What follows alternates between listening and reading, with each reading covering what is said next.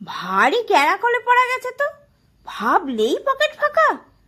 ঠিক যতটা সরষে ততটা পোস্ত ভালো করে বেটে পরিমাণ মতো তেল, নুন, 4টে মাত্র পিস নিয়েছি, তাই 4 ফোঁটা লেবুর রস।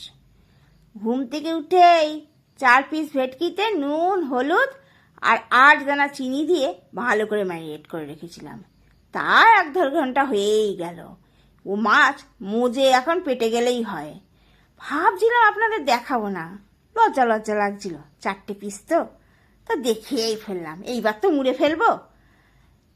ভালো করে সেই সর্ষে পোস্ততে ভালো করে মাখিয়েছি, বুঝলেন। মাখানো প্রায় কমপ্লিট।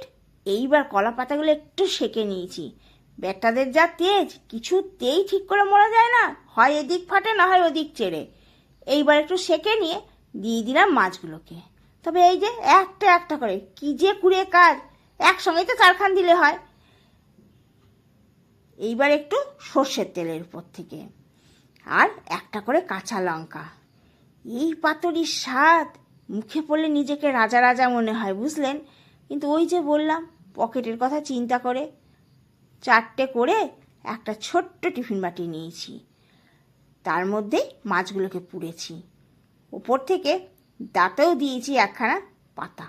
পাতা দিয়ে বেশ ভালো করে ঢাকা দিয়েছি, যেন এধার ওধার না হতে পারে। এইবার ঢাকা লাগিয়ে কড়াইতে জল ফুটতে দিয়ে রেখেছি আর একটা ছোট্ট স্ট্যান্ড। তারপরে বসিয়ে দিলাম। প্রায় 30 থেকে 35 মিনিট, কি 40 মিনিট হলেও ভালো হয়। বাস, এইবারে ঢাকা খুলে কিছুক্ষণ টিফিন বাটি ওইভাবে রেখে মালিকের পাতে দিলাম। আর দেখবেন মালিক কি করলো, সঙ্গে সঙ্গে পাতা খুলেই আগে ভেটকির উপরেই হাত। ওহ, কি অমৃত পেয়েছে আজকে সে।